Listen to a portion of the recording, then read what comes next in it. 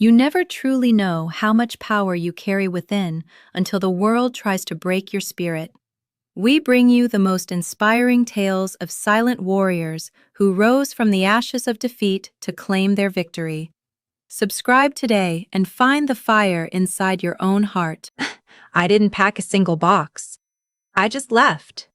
One duffel bag, my laptop, and $1,700 I'd saved from editing freelance podcast episodes on weekends.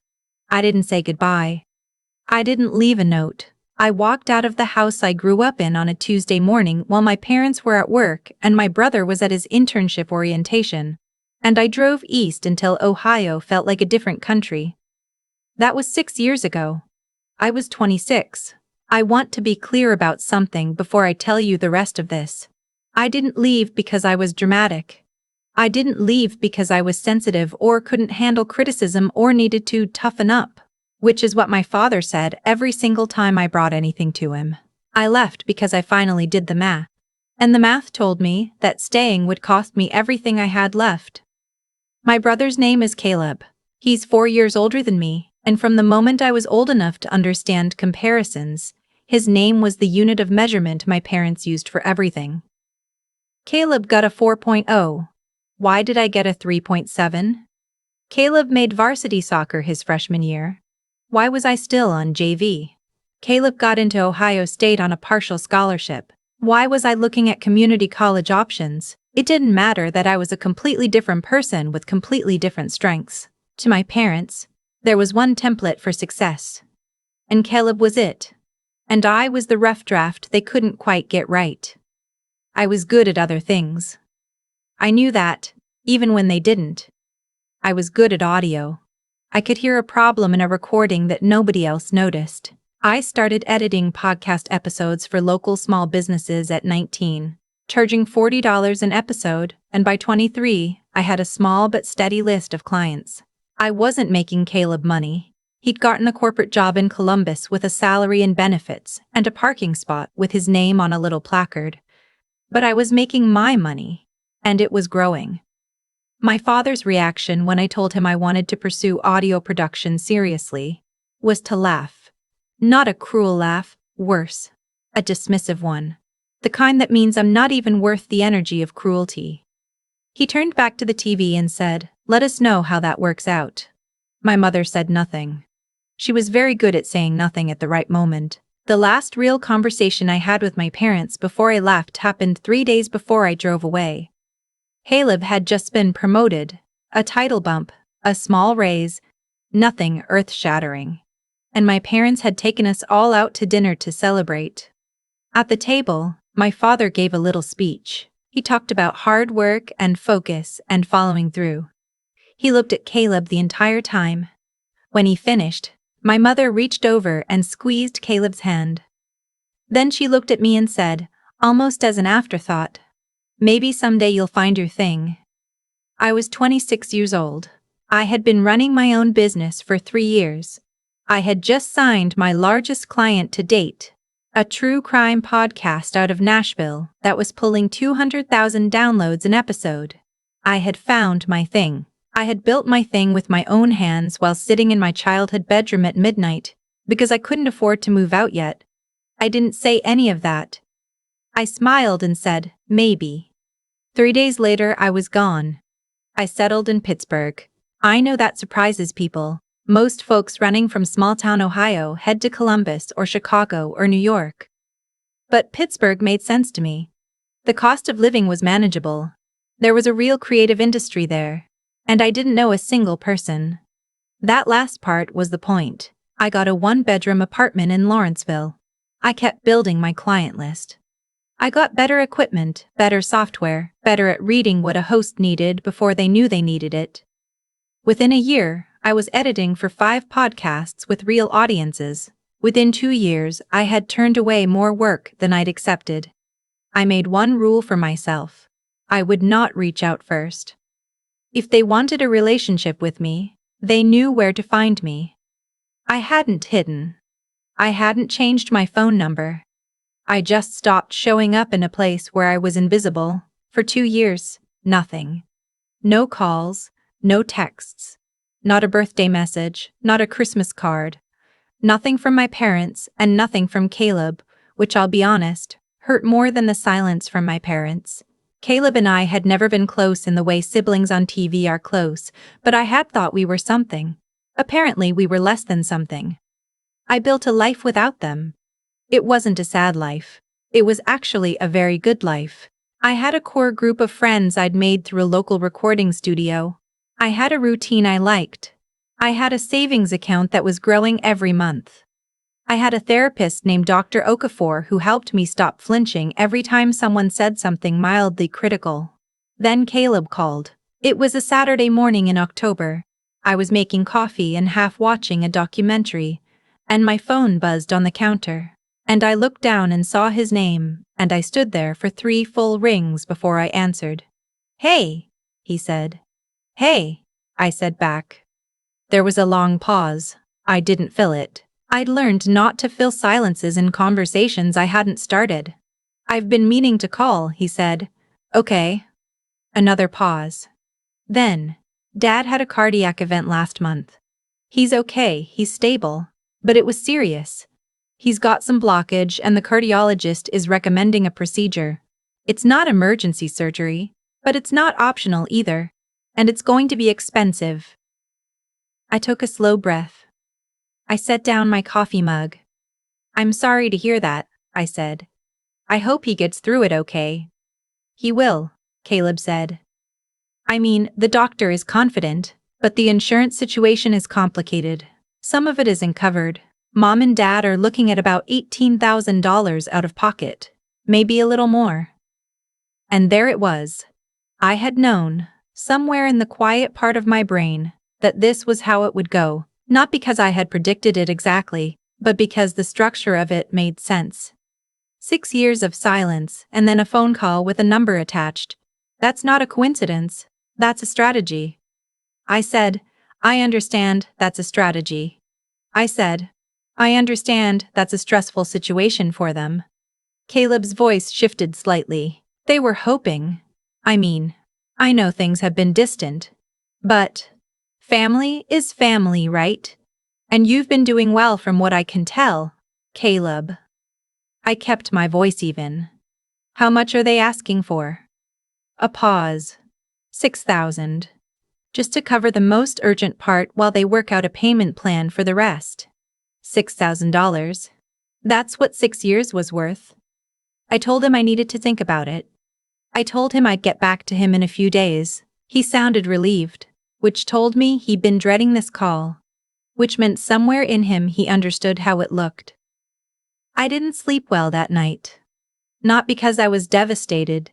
I'd processed most of the grief about my parents years ago with Dr. Okafor, but because I was frustrated at myself for the part of me that was still considering it. That stubborn, hopeful part that never fully accepted that some people don't change. I spent the next 2 days doing something I'd learned from building a business. I gathered information before making a decision. I called the hospital system Caleb had mentioned. I explained that my father was a patient, and I was a family member hoping to understand the billing process before contributing to his medical costs. The woman I spoke with was kind and patient. She walked me through how the billing portal worked and mentioned that family members with the patient's consent could view the itemized billing summary. I didn't have his consent, but I had his last name and his date of birth, which Caleb had mentioned when he told me the timeline.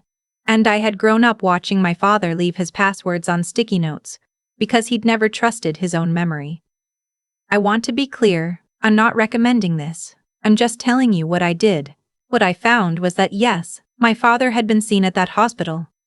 Yes, there was a cardiology consultation on record. But the procedure Caleb had described, the one requiring $18,000 out of pocket, with $6,000 needed urgently, had not been scheduled, had not been billed. In fact, the only balance on the account was a copay of $240 from the initial consultation. I closed my laptop and sat very still for a long time. Then I called Caleb back. I didn't tell him what I'd found. I kept it simple. I said I wasn't in a position to send money right now, and that I wished our father a full recovery, and that I hoped they'd be able to work it out. Caleb sounded surprised. He pressed a little, "Are you sure? It's really important." And I said yes, I was sure. And then I ended the call. Over the next 2 weeks, Caleb called 3 more times. I let the first 2 go to voicemail. The messages were variations on the same theme. The situation was urgent. Dad's procedure couldn't wait. The family really needed me to step up right now. The third call I answered. I repeated what I'd said before. Caleb was quiet for a moment, and then he said something that surprised me. "Can I ask you something honestly?" "Sure." "Did you check the billing?" I paused. "Why would you ask me that?" He let out a long breath. "Because I did too. 2 days ago. And I don't know what's going on, but something isn't right." I sat down slowly. "What do you mean?" "I mean, I called the hospital for an update on the procedure timeline and they had no record of anything scheduled. And when I asked Mom about it, she gave me this answer that didn't add up, and then she changed the subject."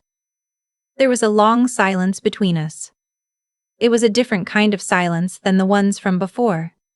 This one had weight. "What did you find when you checked?" he asked. I told him. Caleb was quiet for so long that I checked my phone to see if the call had dropped. Then he said, very quietly, "I've been giving them money for 3 years."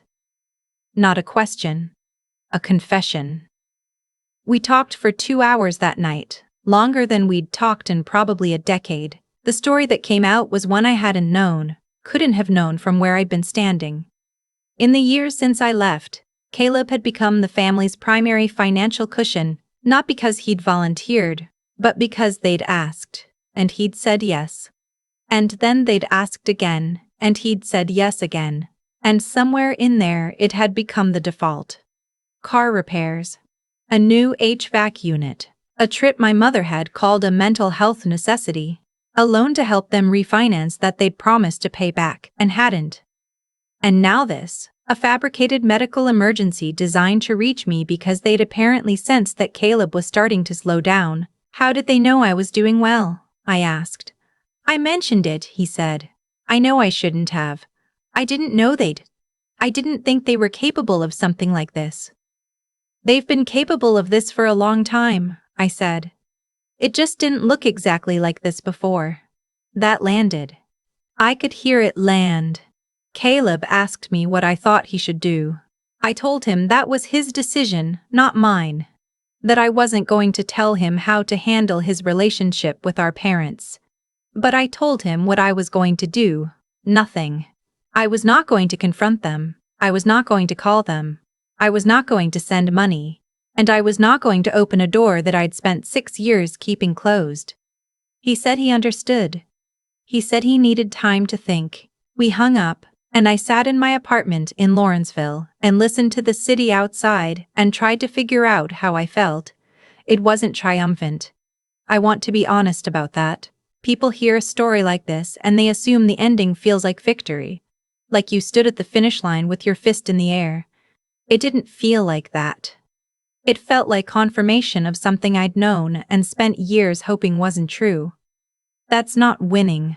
That's just finally being allowed to stop doubting yourself. 3 weeks later, Caleb called again. He'd had a conversation with our parents, or tried to. He'd asked them directly about the hospital billing and about the procedure, and my father had first gotten angry, then gotten quiet, then said that sometimes families have to do what they have to do and that Caleb shouldn't be so judgmental. My mother had cried. Neither of them had acknowledged that they'd lied. Caleb had told them he needed space. He'd stopped taking their calls for now. I told him I was sorry. Not for the situation, but for the fact that he was going through it. There's a difference. He'd spent years being the good one, the trusted one. And what he'd gotten for it was a family that treated his loyalty as a resource to be managed. That's its own kind of loss. It just looks different from the outside. He asked if we could get together sometime. He said he'd be happy to drive to Pittsburgh or meet somewhere in between. I said yes. Not because everything was fixed. It wasn't, and I don't know that it ever fully will be. But because Caleb had done something hard. He'd looked at information that was uncomfortable and he'd followed it to where it led instead of looking away. That takes something. I respect that. We met for lunch in Youngstown on a Thursday in November. It was the first time I'd seen him in 6 years. He looked older. We both did. And the conversation was awkward in the way that all honest conversations are, when there's a lot of history you've never talked through. But it was real. We talked about what growing up had actually been like. I told him things I'd never said out loud. He told me things that surprised me. That he'd known, even back then. That the way our parents treated me wasn't fair. That he'd told himself it wasn't his place to say anything. That he wished he had.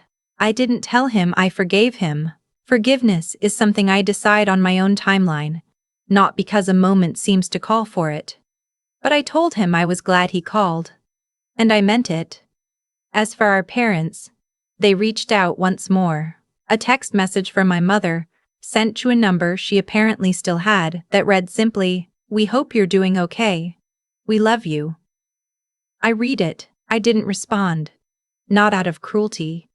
I'm not interested in punishing anyone, but because love without accountability is just a word, and I've spent enough of my life trying to translate words into something that felt like what they were supposed to mean. I keep the text in my phone. I'm not sure why. Maybe because someday I'll know what to do with it. Maybe because deleting it would feel like pretending none of it happened, and I've worked too hard at honesty to do that to myself. What I do know is this. I am 32 years old. I live in a city I chose. I do work I'm proud of. I have a brother who is trying, slowly and imperfectly, to know me. I have a savings account and a good therapist and a group of friends who show up. I built all of that. Quietly, without applause, in the margins of a life where I was told I wasn't measuring up. I measured up just fine. I just had to find a measuring stick that wasn't designed to make me small.